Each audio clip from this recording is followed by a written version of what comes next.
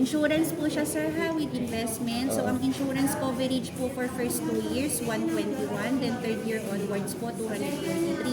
If may mangyari po even first year, 121 yung sa beneficiary.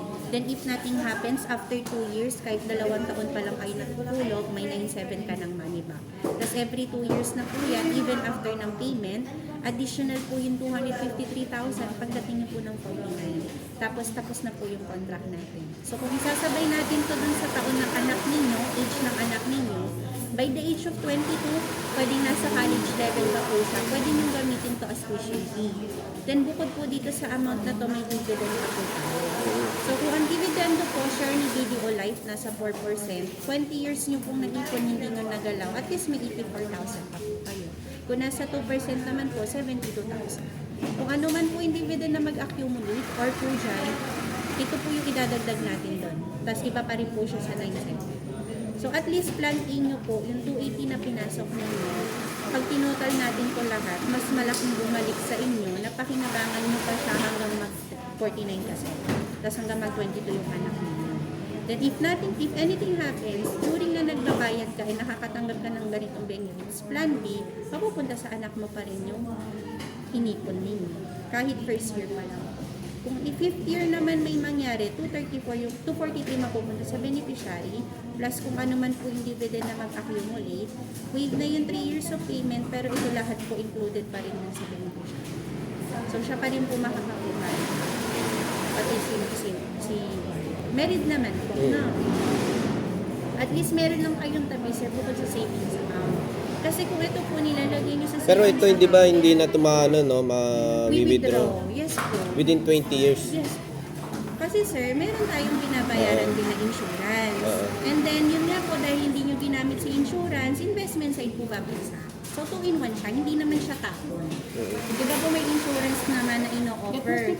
Talagang pag na may nangyari lang, saka lang magagamit. Ito naman po, after 2 years pa lang po, may mararamdaman na kayong return. So, yung 9-7, credit naman agad yan sa account nyo, sir. Compared mo lang, sir, yung sa savings po, ilagay nyo lang to sa savings, wala naman po siyang interest na bumabalik. Even after 2 years na 70,000 yung tinatabi, wala naman yung 7 na bumabalik. Wala rin po siyang dividend, wala rin siyang insurance. So, yun yung ino-offer namin sa inyo, sir. Kasi if ever po, marami naman siyang benefits na nilibigay sa inyo. Hindi lang po siya totally tabi.